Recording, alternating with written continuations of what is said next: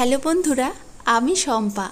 আমার এই ছোট্ট চ্যানেলে তোমাদের সবাইকে জানাই অনেক অনেক শুভেচ্ছা আর ভালোবাসা। অনেককেই বলতে শুনি জানো তো, গরমে খেতে ইচ্ছা করে না। আমার কেন এমনটা মনে হয় না বলো তো? Good morning. আর গুড মর্নিং কি বলবো বুঝতেই পারছি না। সকাল থেকে যা গরম শুরু হয়েছে না, মানে সকালেই যদি এত গরম হয় সারাটা দিন কিভাবে যে কাটাবো একদমই ভাবতে পারা যাচ্ছে না। ফ্যানের নিচেও একটু ঠান্ডা লাগে, তাও ভালো লাগে, এখানেও শান্তি নেই।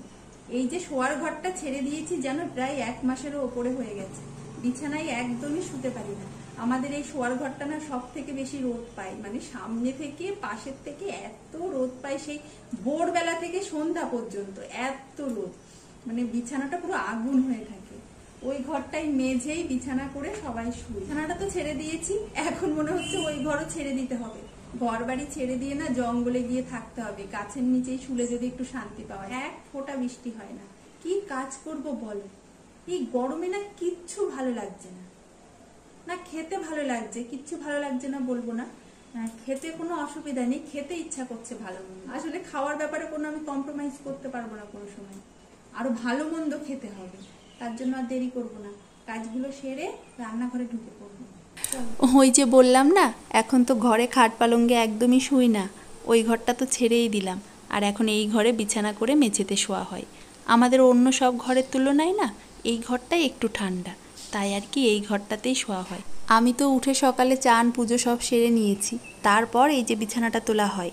হৃদ মিমি তো অনেকক্ষণ শুয়ে থাকে না, বেশি সকালে মিমিকেও ডাকি না, তবে 7টার মধ্যে মিমিকে ডেকে দিই। আর হৃদের তো যখন ইচ্ছা তখনই ওঠে।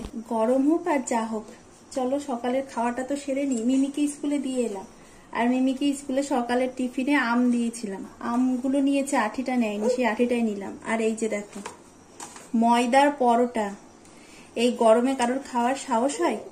আমি বানিয়ে নিয়েছি। হ্যাঁ, এর সাথে নেব হলো মিষ্টি। সকালের দারুণ খাবার। আমাদের খাবারের থালা সাজিয়ে নিয়েছি, চলো খেয়ে নিই। হ্যাঁ, দিয়ে একটু মনটা ভালো করি, তাহলে যদি অন্য কোনো কাজ করতে ইচ্ছা করে।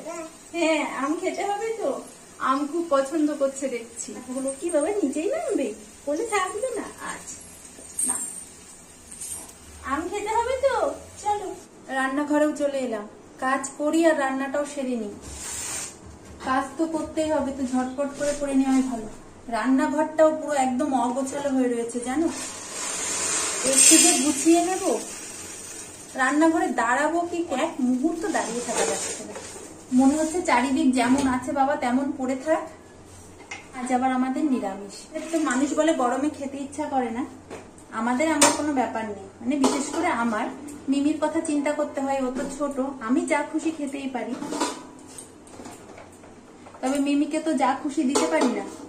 তো আগে ডালটা তো বসাই, এরপরে কি রান্না করব সে পরে দেখবো। এখনো নিজেও জানি না আমি আজ কি রান্না করব, মানে ফ্রিজে দেখবো কি সবজি আছে না আছে।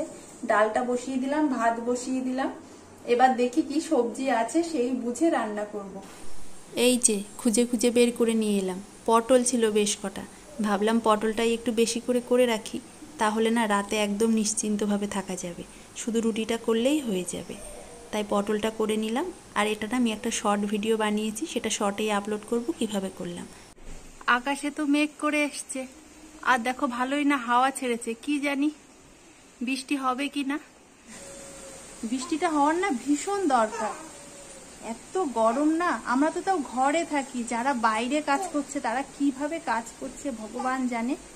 আমার তো রান্না হয়ে গেছে, এই যে বাবা, এই যে আমার রান্না হয়ে গেছে। এখন আমি নিজেও চান করব, আবার রিতকেও চান করিয়ে দেবো।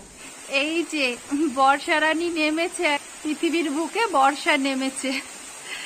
বাপ রে, কি আনন্দ যে হচ্ছে সে আর বলার কথা নয়, ভীষণ আনন্দ হচ্ছে। এখন দাঁড়াও বাবা, হ্যাঁ একটু বৃষ্টি দেখো বাবা। তবে এইভাবে যদি কটা দিন বৃষ্টি হয় না, তাহলে আবহাওয়াটা ঠান্ডা হবে, তা না হলে কোনো লাভ নেই এইটুকু বৃষ্টি হয়ে। এখন গিয়ে রিতকে ঘুম পাড়িয়ে দেবো। আবহাওয়াটা তো বেশ ঠান্ডা হয়ে গেছে, এখন ঘুমালে না অনেকটা সময় ঘুমাবে, আবহাওয়াটা ঠান্ডা হয়ে গেছে তো। না ধরবে না পো বাবা, হ্যাঁ ঘুমো দিতে হবে, ঘুমো দিতে হবে।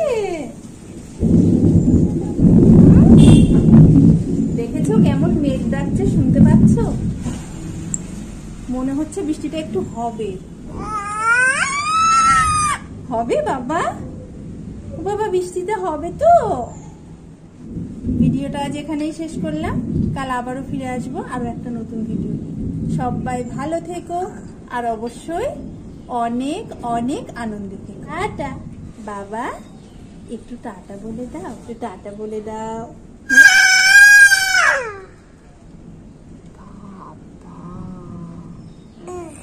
না আমি খাবো না, এগুলো কেউ খায়? এগুলো কেউ খায়? হ্যাঁ, তুমি টাটা বলবে না, ও মহা কাজে ব্যস্ত, এখানে অনেক নতুন নতুন খেলনা পেয়ে গেছে।